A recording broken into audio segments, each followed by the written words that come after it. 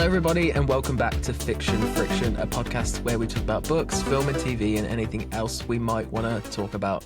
My name is Bill. And I am Joe. Hello, Bill. It's nice to see your face. It's been a while. We've both been very busy. Well, I actually haven't been that busy. You've been very busy, though. Okay, well, I've been busy, and Joe has put up with me. 3 guesses on what Bill's been busy doing. I can finally actually say in a couple of weeks, which I'm very excited about. But we're talking about some fun things today. We're going to do an update of where we're at with the fantasy box office because the first winter to spring season is over. So we can see how we've fared with that. And then we've also done our drafts for the summer season where we had much more choice to pick from, I guess. Some choice, I would say. And then some of them I'd never heard of. Yeah, but we had also missed the week to pick Devil Wears Prada, so we kind of messed up with that. I think that was only the only big release that we couldn't choose. But I'm excited. Yeah, I'm excited. I've chosen. Actually, I was about to say I've chosen some good movies. I can't remember what I've picked. I've already pulled mine up. I'll give a little update to what's happening.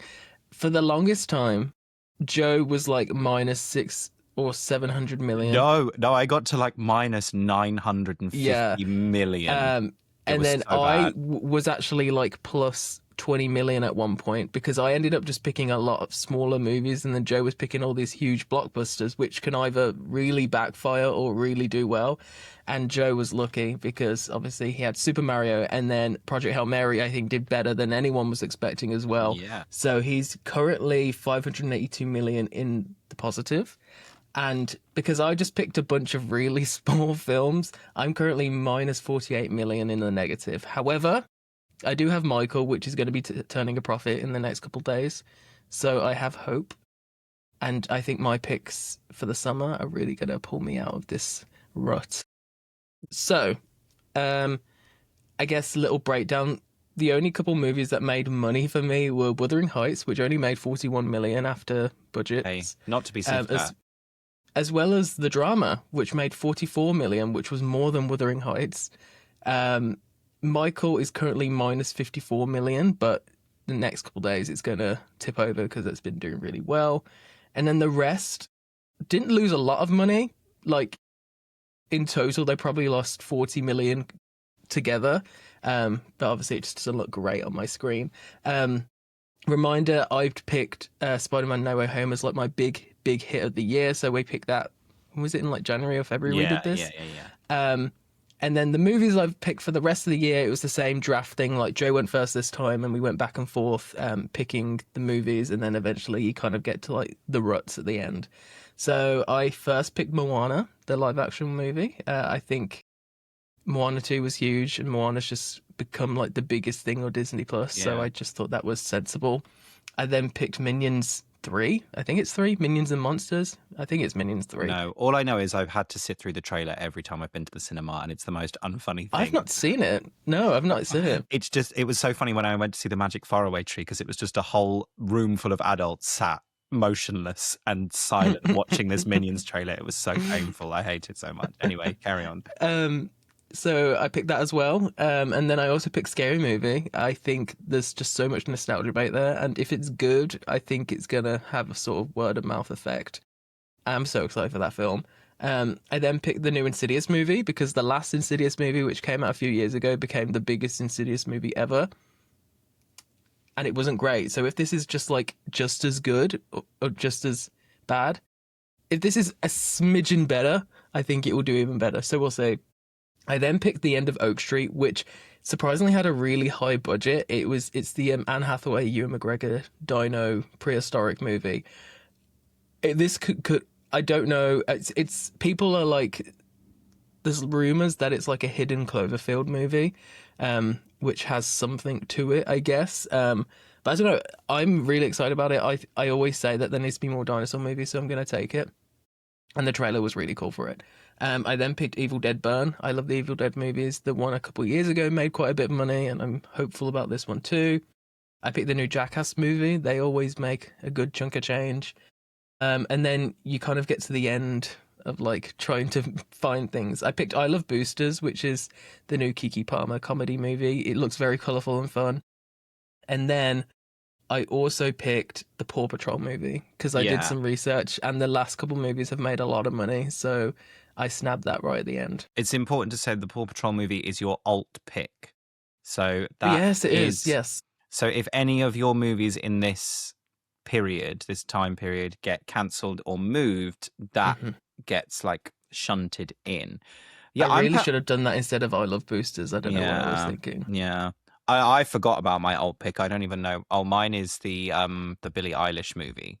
Mine is the Yes, Billie that comes out in the that comes out today. oh wow. Well, it doesn't count unless that thing yeah, I'm currently on an up of $582 million. What shall I spend that on? Crazy. I know. My like lead title for my studio is The Odyssey, so we have to wait for that to come out June 17th. I was obviously going to pick Spider-Man, but Bill got to pick first, so I went for The Odyssey, which I think it's going to make a good amount of money. So we Hmm. shall see. Obviously I picked Mario, which has made me a ton of money. Um, But we should Everything say else, as well that it has underperformed quite a bit compared to the first movie. yeah, and that's just because I think It wasn't as adults good. went to see I the don't know. first one, which is why it made so Mm. much money because of the nostalgia. And I think, for example, I am an adult. I went to see the first one. I was like, yeah, that was fun. It was, mildly diverting for an hour and a half. And then I was going to go and see the second one, but then I heard it was really bad. So I Well, think yeah. a lot of adults just didn't want to waste their time on something that, because, I as an adult do like to go and see animated movies. And I don't even really care if they're too kiddie or too childish. Like, we both went and saw Hoppers, which I think is not aimed at us, It was really. brilliant. Yeah. And it was incredible. But yeah, I think solely families have gone to see this one. I don't think adults have gone by themselves to see it. Yeah, Super Mario, I think it was definitely a sort of like a nostalgia play for the first movie. Like, I went and saw it with my little brother because he's Nintendo mad. I say little brother, he's 12 now. He wasn't when the first movie came out, though. And I remember him loving it. And Mm. then I was like, yeah, sure, whatever. We go see the second one. Even him, as like still loves Nintendo, buys all the new games. He came out saying, what the hell was that? So it's not just us. Yeah. Yeah. So yeah, I had Project Hail Mary, which has done really, really well, which I'm pleased about. Ready or Not 2, which has done well for me, and Hoppers. And then I had a couple of things which didn't do well. Good Luck, Have Fun, Don't Die. Lost me a lot of money. Crime 101, that movie that I think must have just been a tax write-off or something. I think It it came and feels went like so fast. because it had some really it had Mark Ruffalo, Chris Hemsworth, Halle Berry, Barry Keoghan. It feels like when like Lindsay Lohan had to make that movie for the Disney Channel because she still contractually had one more to do. It feels like they owed the studio a movie, or maybe they just wanted to like buy another house or something. So Mhm. yeah, And that it lost was me some on money. Prime within like 2 weeks. My mum and dad Yeah, watched it. They said yeah. it was okay. That's the thing. I think it was only okay, and I saw it on like one bus. So like, Hmm. yeah. Pillion made me some money. Goat, which was an animated movie that I still have seen no advertising for whatsoever. I don't even It's actually done know what it's about. surprisingly well abroad, Yeah, considering the budget. it hasn't lost me a lot of money. It's lost me $6 million. So I think it might tip over into the positive yeah, eventually, eventually. eventually. So my picks for this next slate, I have gone for some big hitters, but that's just because I think they are quite hyped movies. My first one was Toy Story 5. I think this is going to make a lot of money. The Of families are going course. to go and see it again. I will definitely go and see it. Uh, and then one I'm slightly worried about, but I'm really excited for it, is The Mandalorian and Grogu. I think people will go and see it. I think they're marketing this movie as much more of a family movie. I'm rewatching The Mandalorian in preparation for the series because I don't really remember anything that happens. That first series came out way when Disney Plus launched in the UK in like 2020. And it was marketed as like adult Disney. It's really gritty. Like in the first scene, a guy gets cut in half by a door.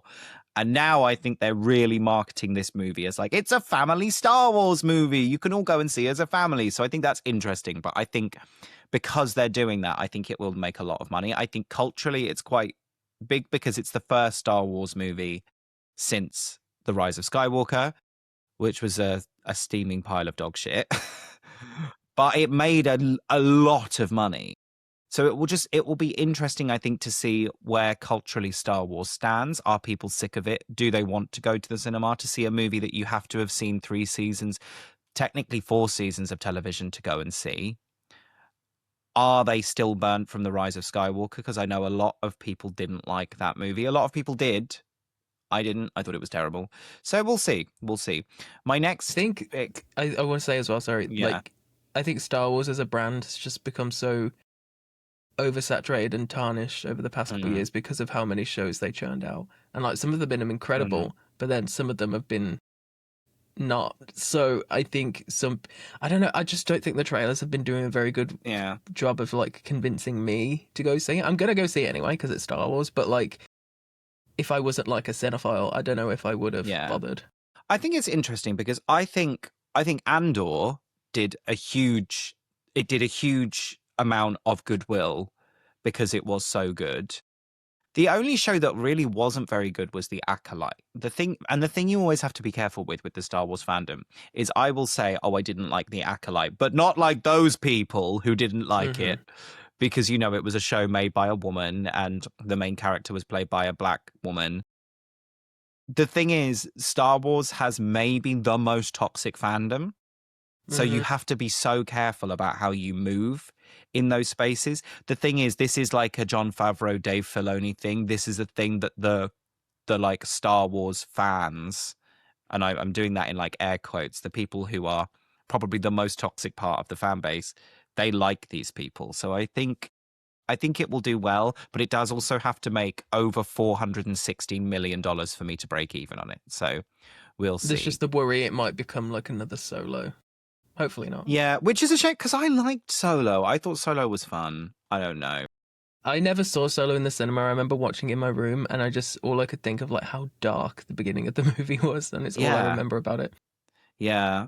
Solo was weird because it went through so many. Because it was supposed to be that duo. I can't remember their name. The guys who did the Lego Batman movie and have Yeah, yeah. done Project Hail Mary. Are they like Christopher Lord and something? Phil That's it. Miller, Christopher Lord. Yeah, They were supposed to do it. They left, and then Ron Howard took over. And I thought it was fine. It was a solid. I don't see why people came out of it being as offended as they were when The Rise of Skywalker exists and was, in my opinion, a far worse movie. But anyway, talking about Star Wars on the internet is just like opening a whole can of worms, which is a shame because I love Star Wars. And there are parts like I despise The Rise of Skywalker. I thought it was terrible. I'm not going to then retroactively be like, it's ruined all of the movies for me. I hate Star Wars now. It's ruined my childhood because of course it hasn't. All of those hmm movies still exist. It's silly. Anyway, my next pick is Supergirl Woman of Tomorrow. Superman did so well. People really, really loved it. It had, I think, quite a big cultural moment. Um, it has to make 250 million for me to break even, but I think it probably will do that. they've done a really good job of keeping this budget down because Yeah. I feel like in this day and age of fascism and just idiots, female superheroes are risky again, which is so stupid. Yeah. Um, but you can just look at the recent performance of like the Marvels, which I thought was a really fun I film. thought it was really fun. Really fun. I really hope this does well. I Yeah. will say the trailers, you can tell that it's a bit of a lower budget, so I'm hoping that doesn't affect it in terms of Yeah. scope. But I'm excited for it. I think the hype is there. I think people are looking forward to it. And I think there's a lot of goodwill coming out of Superman, which I thought was really great. I think DC have course corrected massively after the Mm. whole Snyderverse nonsense. But yeah, I think James Gunn was definitely the right person to have at the head, and I'm looking forward to it.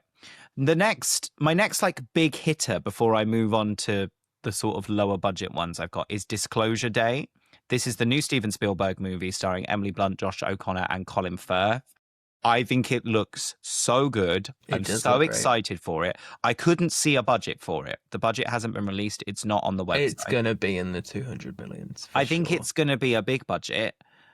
Well, I don't know. I think every time I've seen the trailer, I think they're putting all of the big effects in the trailer. I don't know if this is going to be as high budget CGI as we think it might be. So I don't know. I don't know. All I know is I'm really looking forward to it. And it's a Spielberg movie, so hopefully it will do well. His last couple of movies haven't done that well, but that's just because West Side Story is a musical. Musicals are a high risk uh, venture, and it came Hmm. out during COVID. That was West Side Story, his remake of West Side Story, which I absolutely loved. It's better than the original, but it came out during COVID. So it was always probably not really going to make that much money. His second was The Fabelmans. His most recent movie is The Fabelmans, which is a Just Oscar very, bait. yeah, but like low stakes family drama, which like, I mean, Spielberg is insane because how can you go from making like how do you make all these different movies and do it so well? But anyway, yeah. I am looking forward to it. I'm going to go and see it. My next three are all low budget horror movies. My first one is Backrooms, which I think has a lot of hype. The break even is 25 million. I definitely think it will make that because I think people are excited for this movie. I'm going to go and see it. I'm really looking forward to it. I think the story about how it's been made is really interesting as well. You know, they've taken this really, really young filmmaker who he was the first guy to ever make a Backrooms thing on YouTube, and he's directed this movie. So I think it's going to be good. I'm looking forward to it. I think Backrooms as well kind of falls into the same spot as it's not the same fan base as like Five Nights at Freddy's, but it's the same sort of like Yeah, internet 4chan, that sort of thing. yeah. And I wouldn't be surprised, even though this is obviously a much more serious, scary film than Five Nights is. I think it might have a similar kind of effect where it's just like a bunch of kids going out to see the new Backrooms movie. You Yeah. know? I definitely think they've gone a different route because obviously it's an A24 movie and you Hmm. watch it and it looks a lot more prestige horror. Yeah. Just the way it's shot, the people they've got involved. They've got Chiwetel Ejiofor and Renata. I can't say her surname. I don't know how to say Renata Reinser, Right, Reinser, Reinsper, who, has Reinser. just been nominated for an Oscar. You've got these two, Oscar nominated actors, Oscar winning in Chiwetel Ejiofor's case. I think Hmm. he won for 12 Years a Slave, didn't he?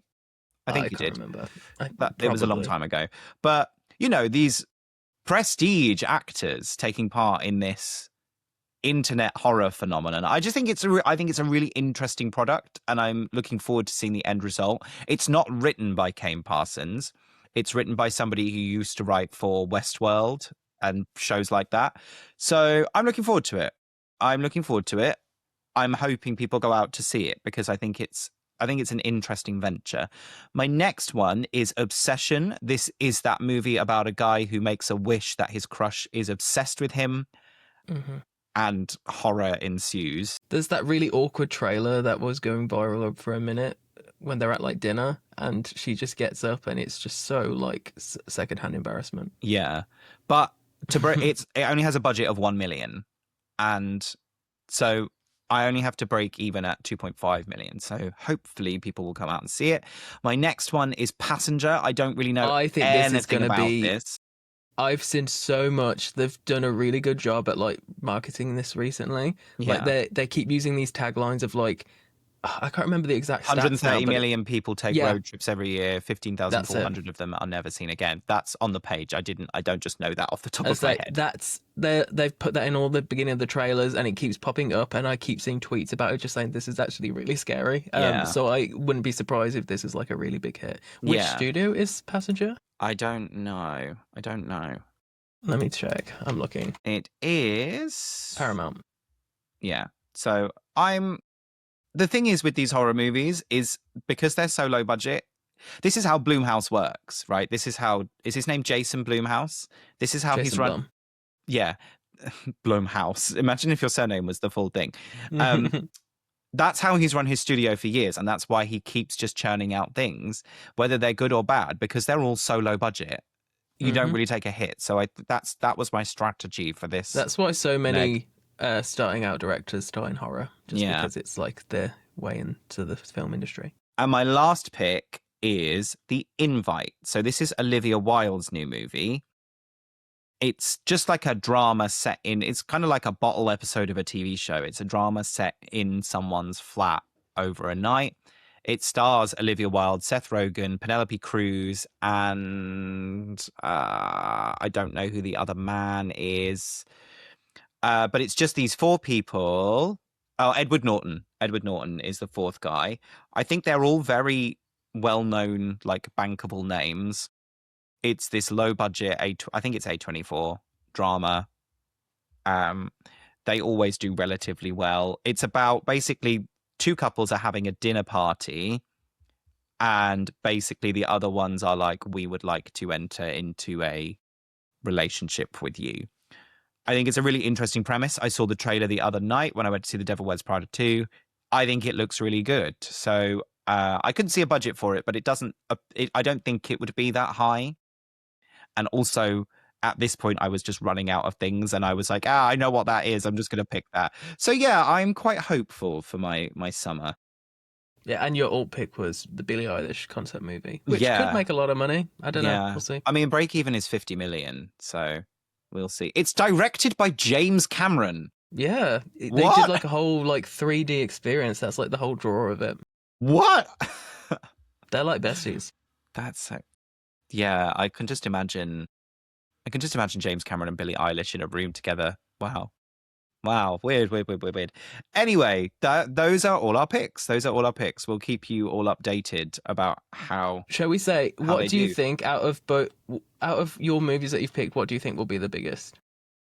I don't know. I think probably Toy Story 5. Yeah. And for me, I think, I mean, it's really a toss-up between Moana and Minions. Yeah. See, the Disney live actions are always really interesting. I don't mean the films are interesting. Normally the films are quite bad. But Snow White had that whole thing about it where like people hated Rachel Zegler. People hated it because it was, because they're weird, basically. And it bombed. It didn't do well. Mm-hmm. Lilo and Stitch made over $1 billion. And most people who I know hated it. So Yeah, it's I don't know really good anyone metric. who went to see it. I did because I have family. Yeah. I mean, everyone, you know what I mean. Yeah, I think I wouldn't be surprised if Moana performs like Lilo and Stitch, but then again, Moana 2 only came out in 2024, made like 1 point whatever billion. You look at the stats as well. Moana, the first movie, has been consistently, I think, for at least the last 8, whenever Disney Plus launched, most years that Disney Plus has been out in the world, Moana has been consistently number 1 movie overall. Yeah. And like you can see like the Nielsen charts for like all movies over all streaming services, Moana has been again the most consistent Disney showing. So I just think it's one of those things that's kind of become, I guess, like the Bluey for Disney, something like that. It's just like put it on in the background. If you're babysitting, put it on in the background. It's colourful enough. So this could be huge. We'll see. I'm excited. Yeah, it could go either way, couldn't it? The parents could be like, no, we've got that at home. Or it could be, right, we're just going to go to the cinema because there's something on. It's interesting, isn't it? Because these things never seem to lose goodwill. Kids' movies never seem to, like Mario still has made a ridiculous amount of money, even though it's not very good. Moana 2 still made a ridiculous amount of money, even though it wasn't very good, even though it was Frankenstein together from a load of TV episodes. Mm-hmm. So it will be interesting. It will be interesting. I won't go and see it because I don't like Moana. But there we are. I just Actually, can't as well, stand Dwayne Johnson. I just can't stand him. And he looks weird in this movie. He looks his so wig weird. looks really strange. Also, Minions is probably the closest out of all these movies to being brain rot. So that could surprisingly just make like $1 jillion. Yeah. Like Coco Melon at the cinema. Yeah. I've seen some theories online that Dwayne Johnson's entire body in the Moana live action is CGI. I did see that too. Or just like a really good suit. Yeah, I don't think it's a suit. It looks too... Actually, I remember seeing a set picture and it looked really fake. I can't remember. It's been a while. Yeah, but that's the thing. It's sometimes with these movies, you'll see it, they'll be like, yeah, we did it for real. Like Ralph Ineson in the Fantastic Four movie that came out last year. His suit was practical, and then they completely replaced everything with CGI. Yeah. So, who knows? Who knows? Anyway, the other thing we are going to talk about today is some of our favorite books, because we do also talk about books sometimes on this podcast. Some of our favorite books that we think are underrated or don't get enough attention. I have 5. How many do you have? I have 3, and I think I've picked ones that I've never talked about on here. Good, So good. I can't remember I think at least. I can't remember what I've spoken about on here. As soon as it's out of my mouth, I've forgotten about it. Right. Okay. I will go first because I have more than you. I can't remember if I've spoken about this book on this podcast before. I've definitely spoken about it to you, and I've definitely spoken about it at some point in the past. But it's Pew by Catherine Lacey. Pew pew. Yeah, yes, it's about laser guns. No, so it's about this town in America. One day, this child shows up, and they are of completely indeterminate race, gender, age. No one really knows what to make about them. And basically, this town just starts to spiral about what they should do with this person. They name them Pew because they find them in the church.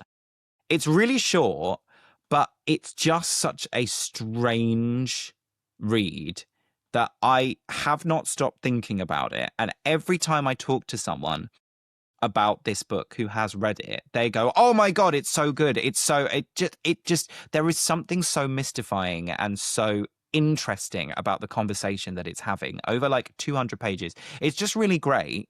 And I don't see enough people talking about it because I just think it's really, really great. It's really, really great. And the cover is cool as well. And it's a fun title to say. Yeah, it is. It is. My book, I've gone for a fun YA book because I knew I needed to offset Joe's picks. You need to offset my wanky lit fic. Yeah. So this is called Thieves' Gambit by Kavian Lewis. This kind of had a moment a couple years ago. I want to say this was 2022 or 2023. I don't think it got as popular as it should have been because it is such a fun book. They thought it was going to be big, I think. Well, that's the thing. It sold like film rights before it was even released. It was like a huge thing. I think like huge advances were involved. It was a really big thing. And then it kind of didn't like come to fruition. Like people bought it. But yeah, just a really fun book. It's basically like the closest you'll probably get to like a maximum ride like nowadays.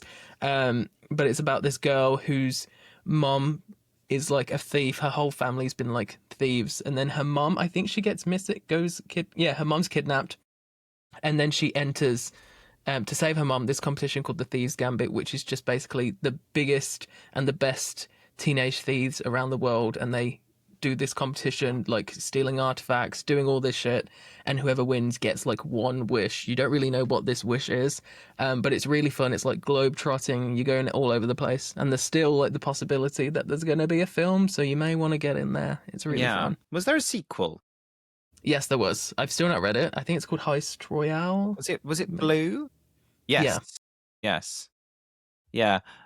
The thing is, I think games books, are a hard sell. Mm-hmm. I think. Well, I remember when this book came out, for some reason the publisher was promoting it as romantasy, and I was like, well, no, but okay. no. Is it It doesn't sound fantasy. It's not. It really isn't. Yeah. You didn't mention a romance either in the plot. I mean, there is like a slight romance, as with like most YA books, but it's really not enough to say it's a romantasy, even though it's not fantasy at all. Because as soon as I read the blurb, and the blurb is like, the character enters into this tournament, I'm like, I don't want to read about that. You know what? I think it does a really good job as well as not just being like Hunger Games, but not. It's so much more like, I don't want to say it's bigger in scale because the Hunger Games is big in scale, but obviously it's globetrotting. You're going all over the place. It's kind of like Mission Impossible-y. Yeah. So if you like that, it's weird that I don't put the Hunger Games in the category of like entering into a tournament books, and I don't know why. Because it is the category. Yeah, but I think it's because it did just define the genre, but also, for example, the second Darker Shade of Magic book, I don't really remember a lot about it because I read it a long time ago. But there's like a tournament and there's like stages. And I think it's because I don't see action when I read. There are these like huge long chapters describing all of these different stages and these things they have to do, and I just have no idea what's going on during them. So maybe it's a me problem. Maybe it's a me. I read Dark Shadow Magic so long ago, I barely remember it. I remember the first one really I vividly. remember the first one, yeah. It's just the but sequels I don't remember at all. I've only read the first two, and then the third and the fourth ones are just so huge that they just absolutely terrify me. I never read the fourth one. My bad. My bad to the Yeah. publisher who sent me like 3 arcs. Well, yeah, I got an arc, but sorry, they're not listening to this. They won't. They won't know. Anyway, my second book is We Do What We Do in the Dark by Michelle Hart. Have you heard of this book? I've heard of What We Do in the Shadows. No, it is not What We Do in the Shadows. There are no vampires. I bet if you saw the cover, you'd recognize it, but it's What was it called again? We Do What We Do in the Dark. Is the UK cover the ugly one or the nice one? It depends. Which one do you think is the ugly one? I don't know. Wait, is the UK one with the fingers? Yeah. It's very suggestive. Well, yeah, because it's about lesbians. So it's about a girl who enters into this relationship with her older college professor, who is a very like tight-lipped, very serious German lady. It's just about their relationship. It's about this woman having like a queer. It's like a queer coming of age story, basically set in college. It's quite short. I really, really loved it. I thought it was really great. It was one I just picked up because it was short and I thought I would be semi-interested in it. But I just ended up absolutely loving it. And it makes me sad that more people don't talk about it or more people haven't read it. I think, it falls into that trap of what is more sellable is queer stories about men. People seem to read those way more than they do read queer stories about anyone else. Because I think this is incredibly sellable. I think it's sellable in the same way that, because it kind of has the same premise as Half His Age by Jeanette McCurdy. But that was about straight people and written by a really famous person. Whereas I think this book is having way better, more incisive conversations than Half His Age. And I just don't think it had the moment that I thought it should have had. I thought it was really, really great. I really liked it. It sounds great. It's really definitely good. I've seen the US cover before. I've Yeah. not seen the UK one. I do like the UK one. I like No, the it's cool. UK cup. Wait, like what is the US one then? If you think that's the ugly one, It's just wait. Actually, this might not be the US one then, because it's coming up on the Waterstones website. let's have a Unless look. it's like a paperback version. Oh, the US one is the purple and orange hands. Okay. Yeah, I don't really like that. The white text is the UK one. I don't mind the US one. I mean, they're the same image, just with different colors. Isn't that weird? I always find, oh my goodness, that one is so suggestive. Was that the one you were talking about? The one with the book pages? The painting, yeah, that's The one what I that- was talking about. Oh my goodness. No, I've never seen that one before. Oh my What goodness. is this? I think it's the US paperback. My goodness, that is incredibly suggestive. That's like the Vladimir poster. I like that cover though. Yeah, but that is, wow. I mean, you definitely know what that book's about. Goodness me. Not to make me sound like a massive prude. I'd just never seen that before. If you're listening right now, look up the We Do What We Do in the Dark US paperback cover and you will be shocked. You'll be shocked. If you just search the book title, you'll see all three of them right next to each other. You can Yeah. compare. You'll be shocked. Anyway, what is your next pick? I was kind of grasping at straws, honestly, because I just forget everything I've ever read. I don't think I've talked about The Shadow Glass on the podcast before. No. I've Okay, never heard of I love this before. book. Josh Winning, he is a really good horror author. I can call him a friend, which is fun.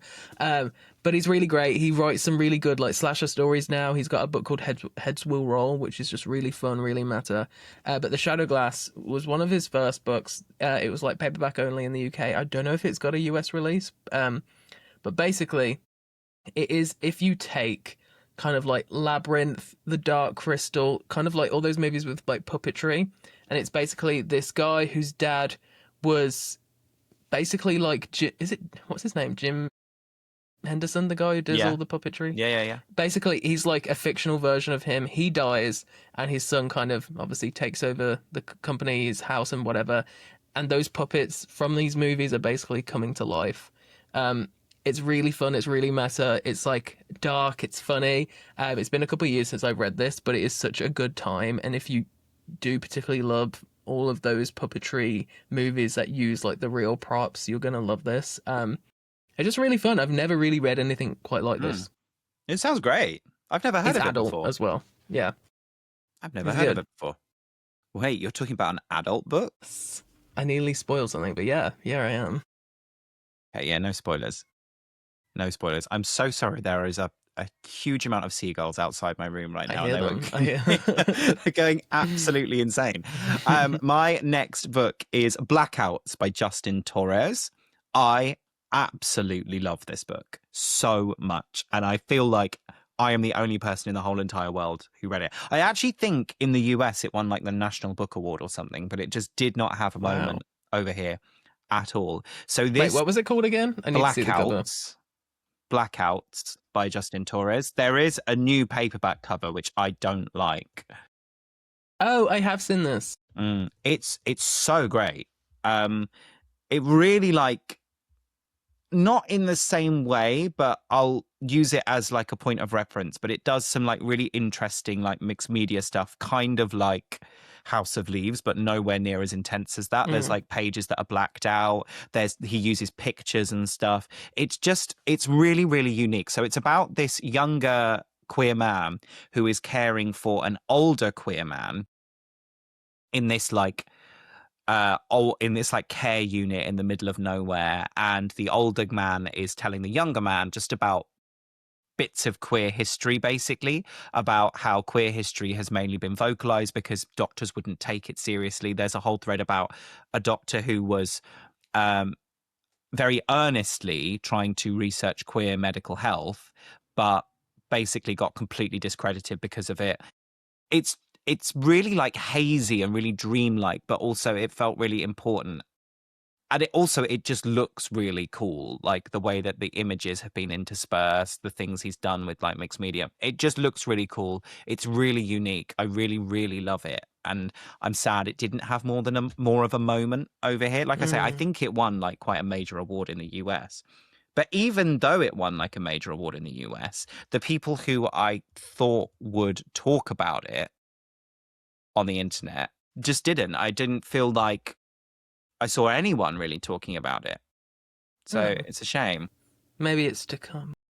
Yeah, I hope it. Yeah, it won the National Book Award for Fiction in 2023 in the US. But yeah, I just feel like I didn't really see anyone talk about it, which is a shame. Oh, it was nominated. It was nominated for a Goodreads Choice Awards as well.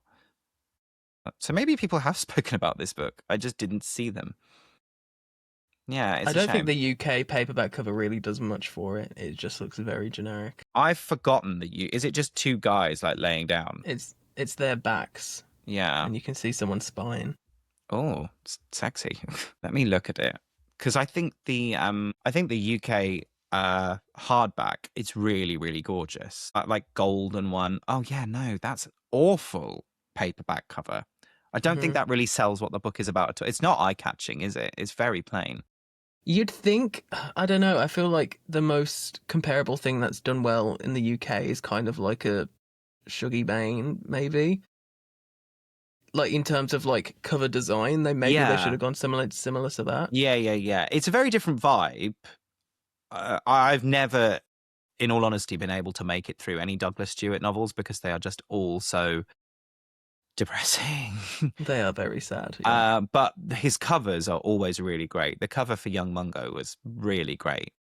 But I was working at Waterstones when Young Mungo came out, and it would just fly off the shelves. And I really just think it's the cover. Yeah. No, the cover's really, really great. And the cover for Shuggy Bane was really great as well. Hmm. It's interesting that they've not gone the same route for John of John, but I think John of John, his new novel, is more historical, so maybe doesn't Hmm. fit that vibe. Yeah. But yeah, that new cover I think is doing it a disservice. But also, I saw that new cover online. I've not seen the actual book in bookshops, so I feel like people aren't talking about it because maybe it just didn't sell very well over here, which is a shame because I think Maybe. it's really great. Yeah. I've just come up with a fourth one. Okay, great. Only because of yours is called Blackouts. My one is called Blackout. Oh, yes. Yes. Yeah. I'm gonna just pull up because there's a bunch of authors on this. So it's basically a short story collection, and I've only just remembered about it because Joe was talking about blackouts. Uh, where the hell is it? You didn't do your third one, by the way.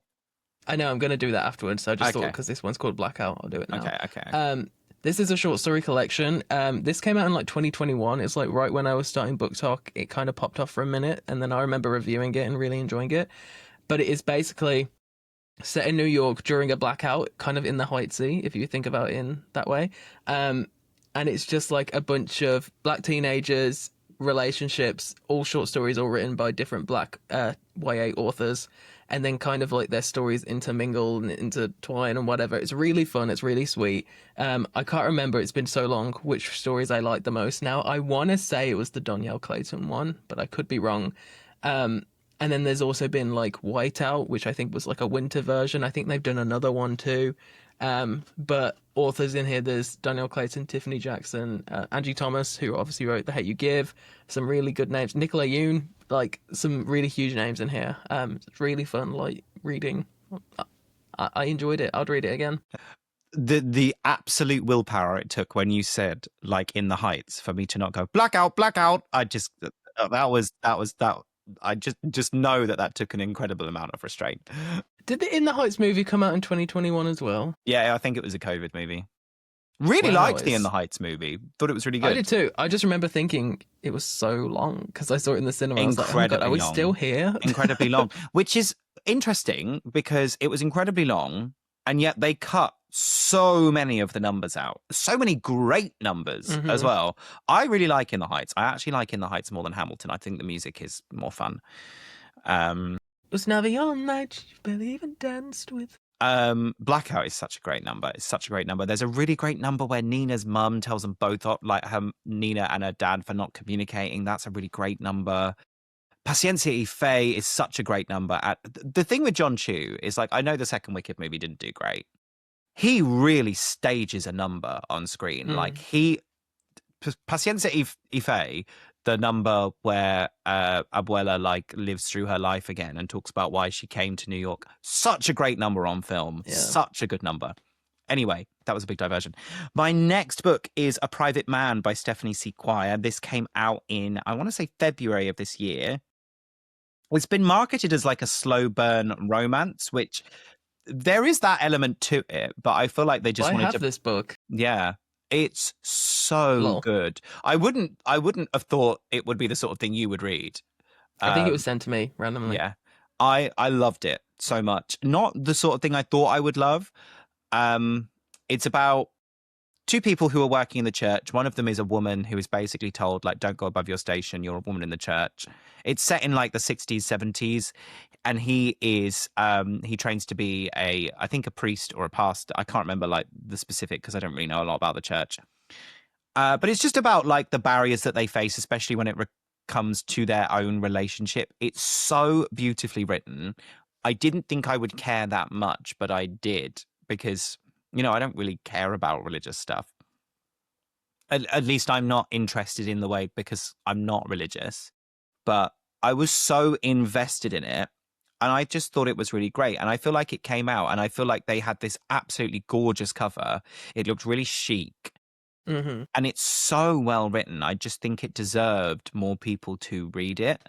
I feel like it should have had like a really big moment in like the Lipfic circles, but it didn't. And everyone I know who's read it has absolutely loved it. But I think religion is a hard sell because you think it's going to be really preachy. And the one thing this book was preachy. Like I have read books set in like a religious setting that come across as preachy, and this one was not. It just so happened that the thing these two people wanted to do with their lives involved religion, and it didn't ever say to you, the reader, you should be religious, because I don't know if that was the thing that the author was interested in talking about, because basically the whole sort of idea of the book is these two people meet. They're both very like closed off people, but eventually they fall in love. And this isn't a spoiler because it's on the blurb.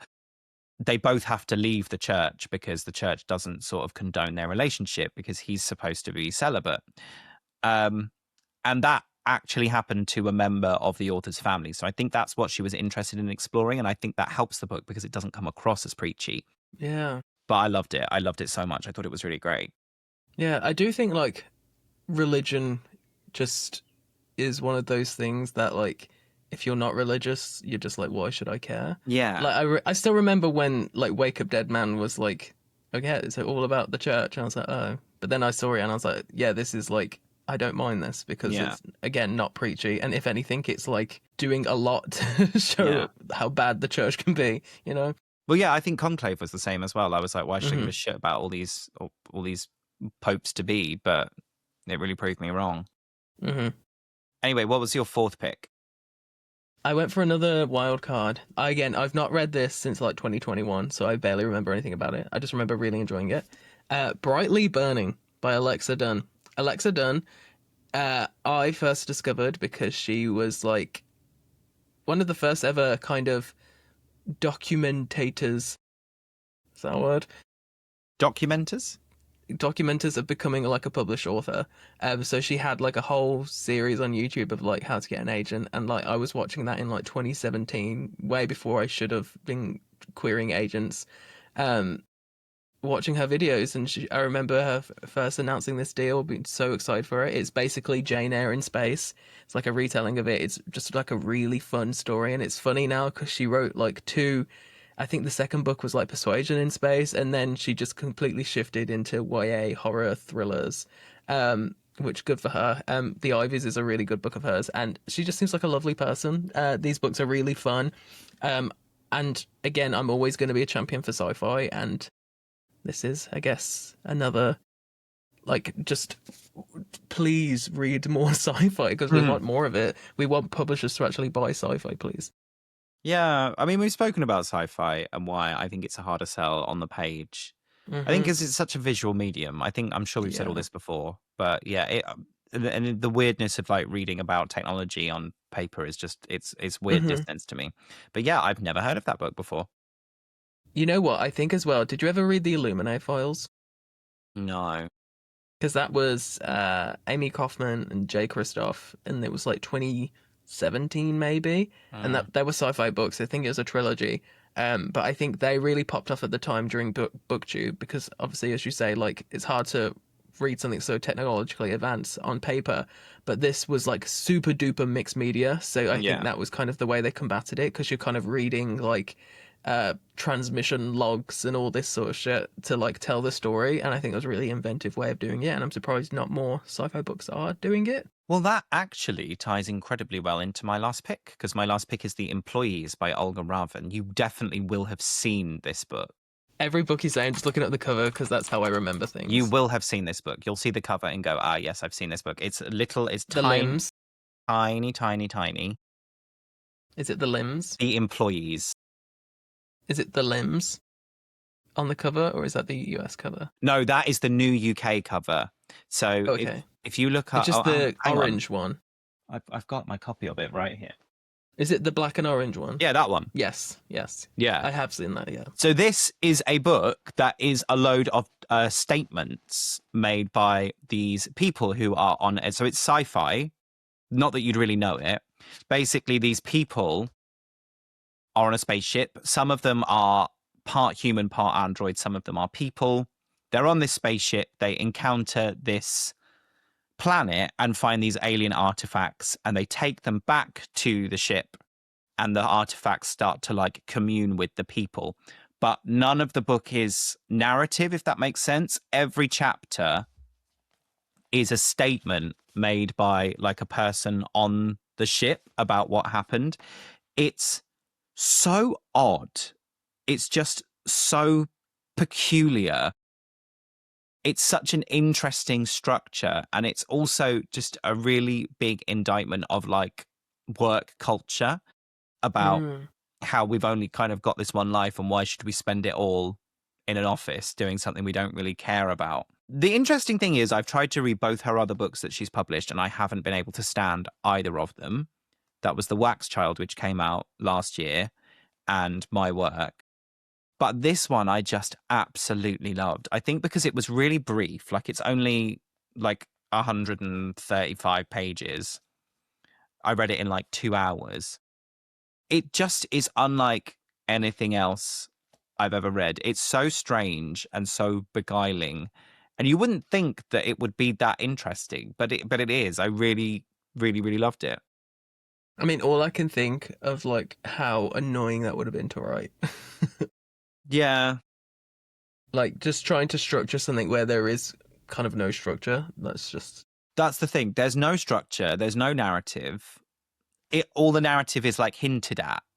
You get more narrative from the blurb than you do the actual book. So yeah, I saved my most wanky pick for last, but everyone who we're using again, wanky as an adjective. yeah. Have you never heard that before? I have. It just seems funny. Um Okay. Everyone I know who's read it has absolutely loved it. And when I bring it up, they go, "Oh my God, I love that book." But again, it's been picked up by Penguin because her newest book, The Wax Child, was published by Penguin. So they've bought it from Lolly, who are the independent publisher who published this one. So hopefully it might have a bigger moment. And like the new cover, I think is really great as well. I really like the new cover. So hopefully more people read it. But yeah, I really, really liked it. Hell yeah. Hell yeah. Shall we talk about what we've been doing and reading and Yeah. watching? I'm assuming on the watching front, there's going to be one thing we're going to talk about. I feel like we're just going to talk about this for a long time. So, So I'm just going to bite the bullet and we're going to talk about The Devil Wears Prada. two, yes, two. So Which Joe saw it the other night. I saw it on last Wednesday. night. Yeah, the only review I got from you was it slayed mega hard. Mm-hmm. It was so good. I think doing sequels 20 years later is so risky. And I can't really think of any that...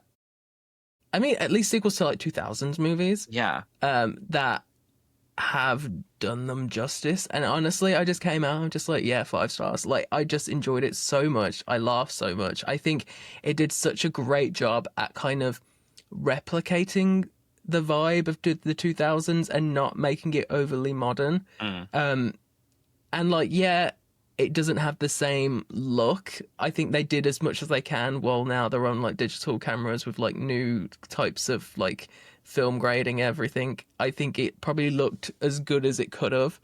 And I want to say as well, before I forget, the very end of the movie where you see Andy Sachs walking through the streets of New York again, just like the first movie, the score, was it the same score as the original movie? Yes, it is, was. because I was just I yeah, love I the was like just main sitting theme there. from it. I love it so much. I was just sitting there and I was like, oh my God, I could cry right now because it's so fucking good. Oh no, I did cry. I fully cried. It's so good. Because The Devil Wears Prada is my favorite movie of all time. It's like my massive comfort movie. I must have seen it about 15 times. I love it so much. So when they didn't embargo the reviews, like, well, no, when they screened it to people, there was an embargo, but obviously there always kind of is. When I saw that they were screening it to people were going to be able to talk about it. For me, anyway, that's a positive sign. It means they think they've made a good product. You And know then the film's bad when the review embargo lifts the day of. Yeah. Or the day before. Yeah. Exactly. When I started to see the response coming out, like the reviews, and it was positive, I just kind of breathed a huge sigh of relief. Because again, I'm not going to be the person that's like, the sequel has retroactively ruined the first movie for me, because I'm just not that sort of person. But the fact that we now have another movie that just feels like it, to quote Harry Styles, it feels like a movie. Like, it doesn't feel like a product. It doesn't feel like they've done this for a cash grab, because I don't think the people involved in it would do that. They were so hesitant to come back. For sure. Yeah. It has a point. They're actually discussing like the state of journalism in the 2020s. Everyone is just firing on all cylinders. Emily Blunt is so good in this movie. They all are. It was that line that everyone was talking about, the one that she improv, just like, let the bridges I burn light my way. Yeah, it's so good. Oh, it's so good. Because then I swear she improved the I'm hearing this convention as well. and I want to hear this. That was improvised. Do you have some hideous skirt convention you should be going to? I just love it so much. But I just loved it. I just thought it was so much fun. It was so it was never not doing anything to keep me entertained.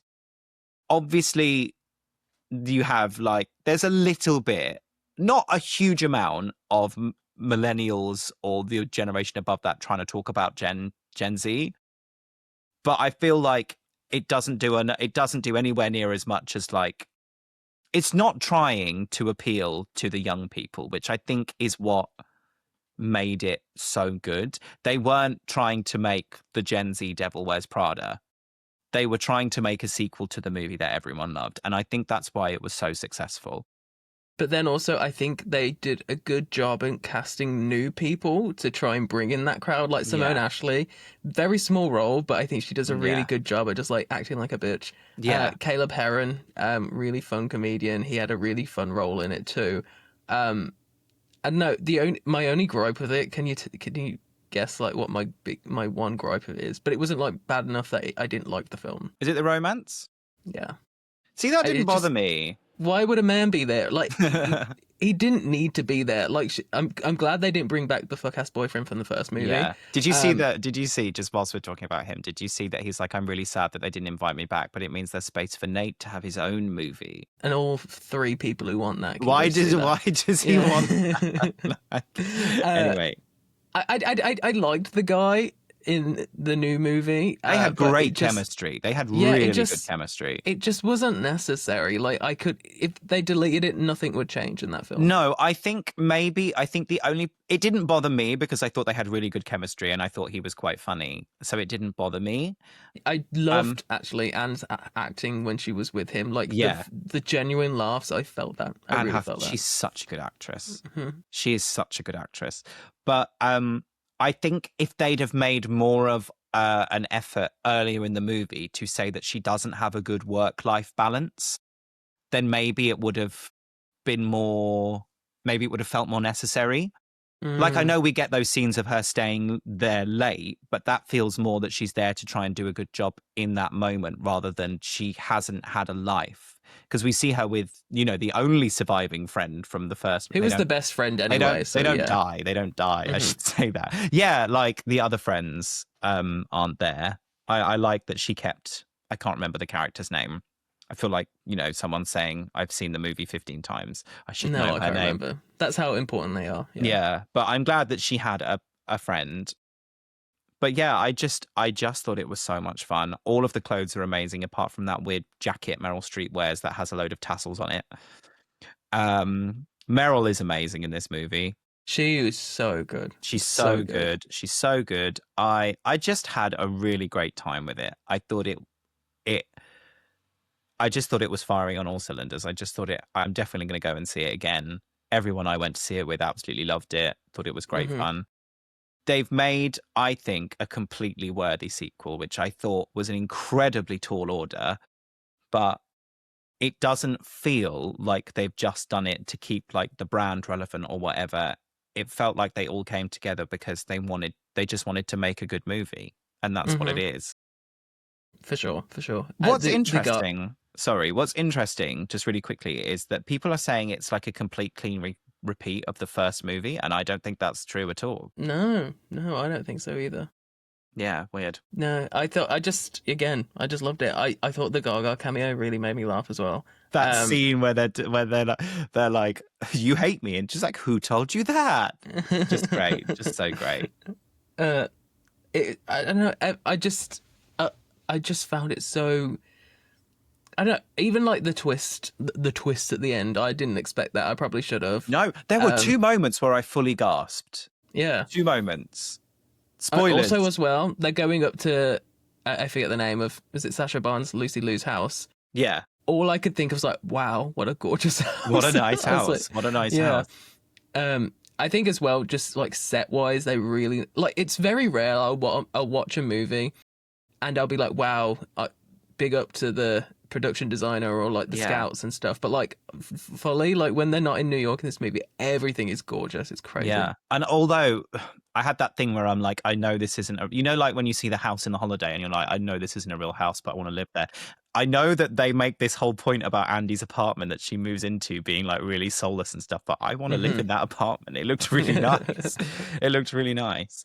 Anyway, there was another thing I was going to talk about that I have been watching that I wanted to just mention briefly. because I knew we were going to both talk about The Devil Wears Prada too. I've been Hmm. watching Margo's Got Money Troubles on Apple TV. Yes. It's so good. It's Hmm. so good. I read the book in preparation for it, just because I wanted something that was going to be like just a little bit fun and a little bit silly. The book is really good. Hmm. So I listened to the audiobook, which Elle Fanning reads. I love this trend, by the way, where they get the woman who stars in the adaptation of it to read the audiobook, because Saoirse Ronan's done it for Brooklyn.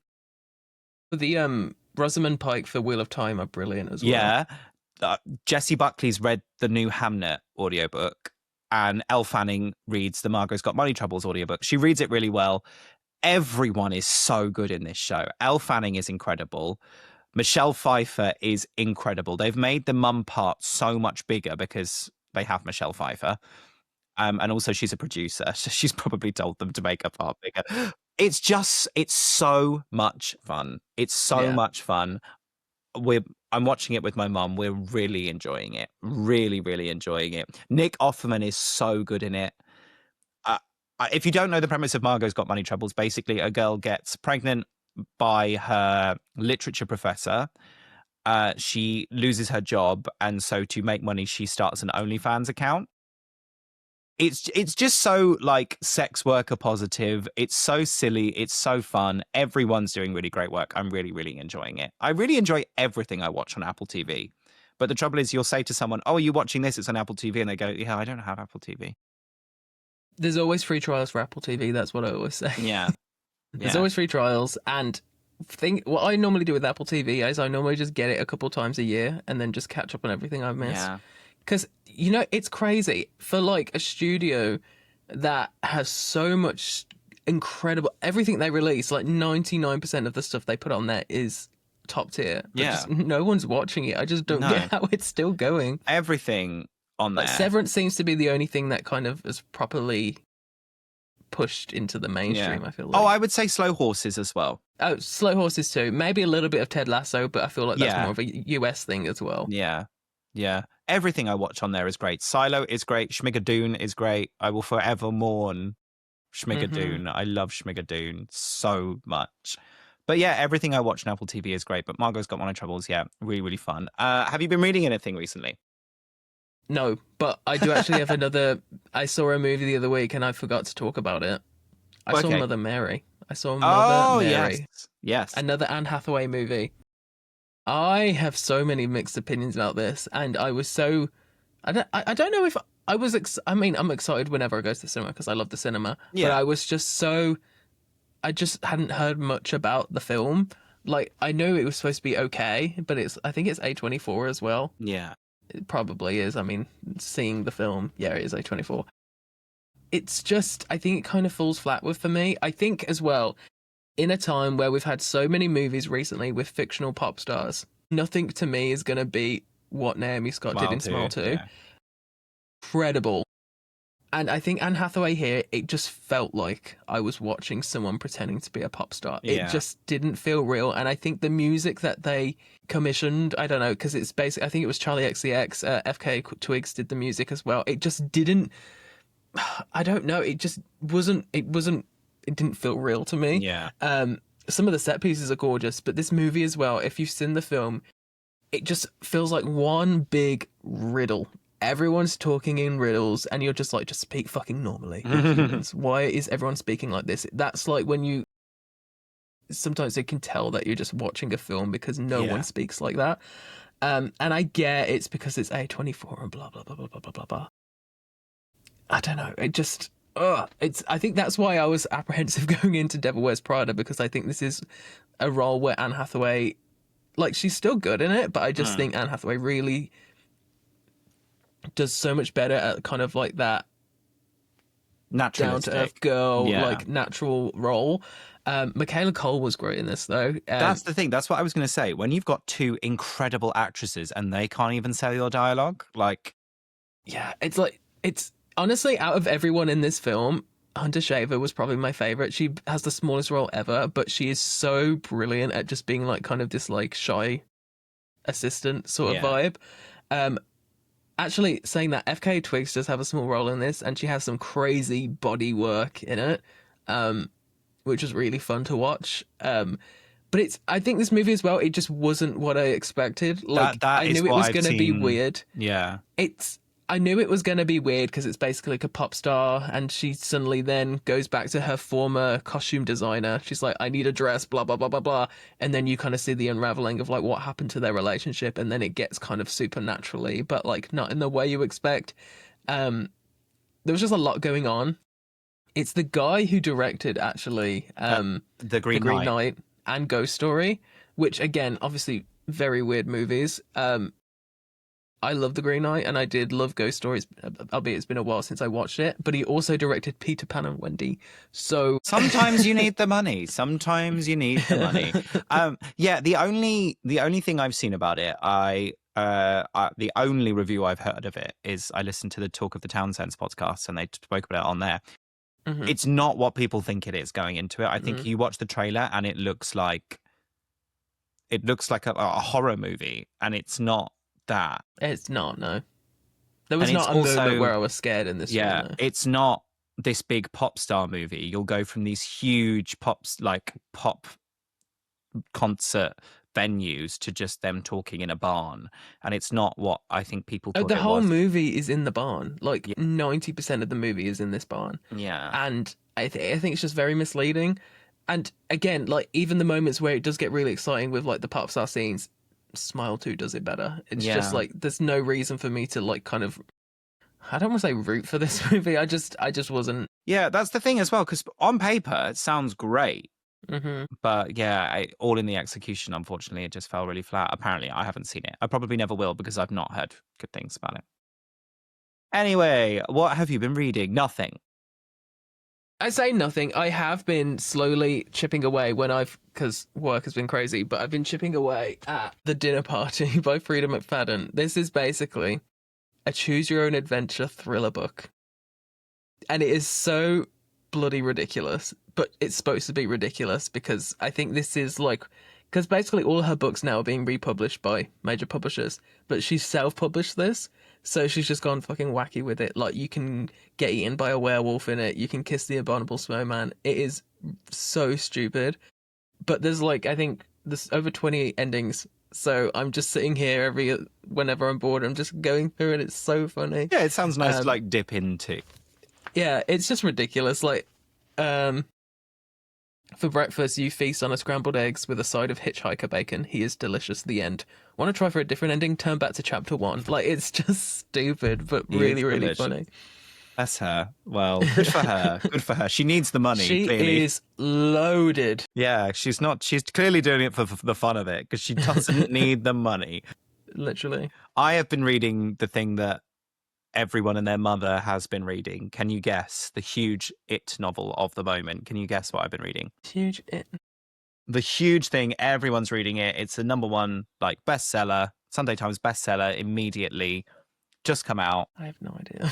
It's Wait, Yesteryear by Caro Claire I Burke. thought it came out ages ago. No, it literally came out last week I think it's just or because the week before. everyone who I know are like reviewers and they read it so long ago. Yeah, I read it at the beginning of the month. It came out last week because I've got a proof. Thank God, because I hate hardbacks so much. It's so good. It's so much fun. Again, Anne Hathaway. She's everywhere. She's everywhere. The girl has not had a day off. But Apparently, she has a day off on Tuesday. That's good for where I saw her. an interview. Good for her. She needs it. This was so much fun. It's so much fun. If you don't know the premise, it is about a woman who is a trad wife, influencer. She lives on her own farm. They make their own butter. They make their own bread. They are related to some right-wing leaning politician.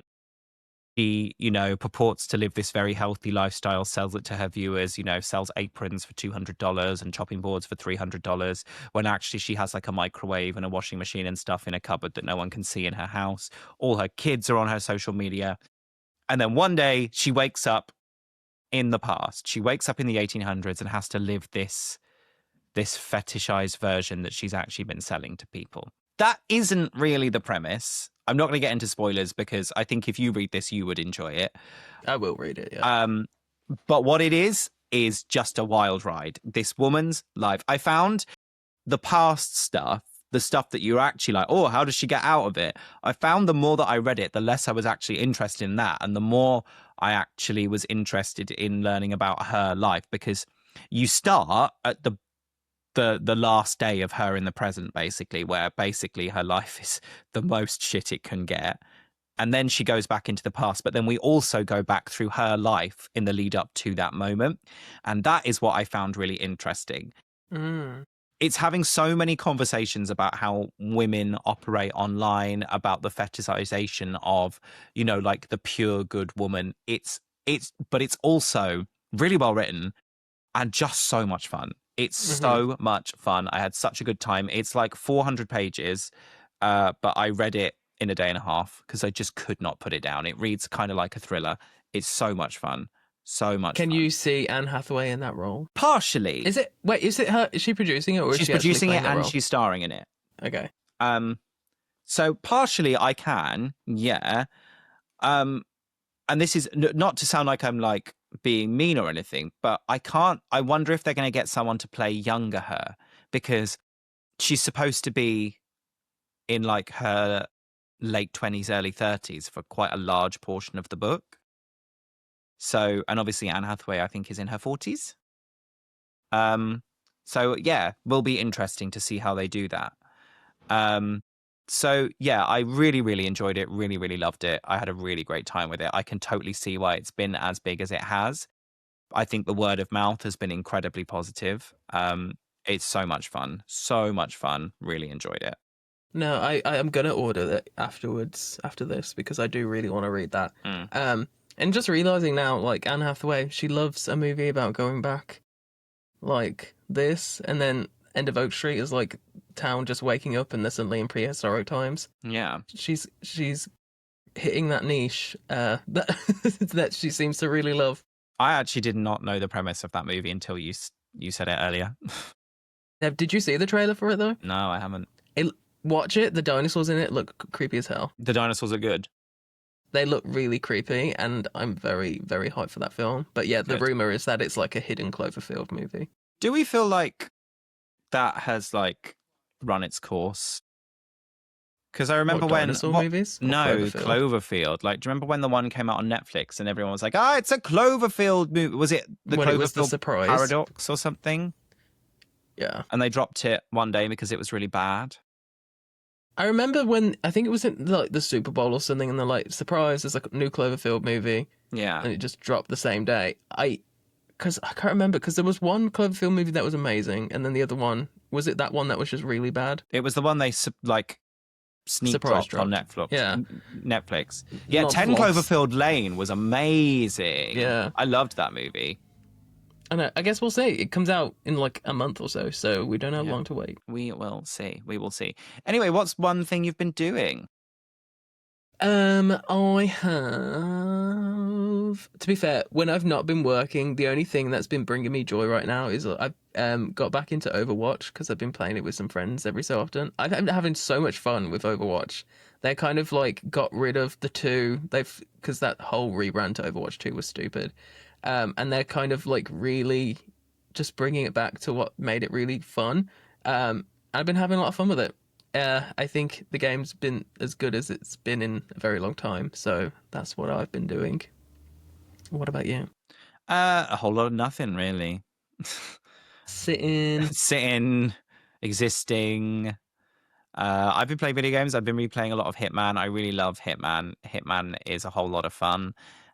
You play as a hitman, surprise, surprise, but you're basically just given this huge level to assassinate your targets at your whim, and it's a lot of fun. I think I've put about 200 hours into it, which, you know, when you see the little icon that tells you how long you've put into a game, I'm like, that's time I'll never get back. No, there was an add-on recently on World of Warcraft where you can go, you just log into all your characters that you have, and it tells you like total played overall, and it was terrifying.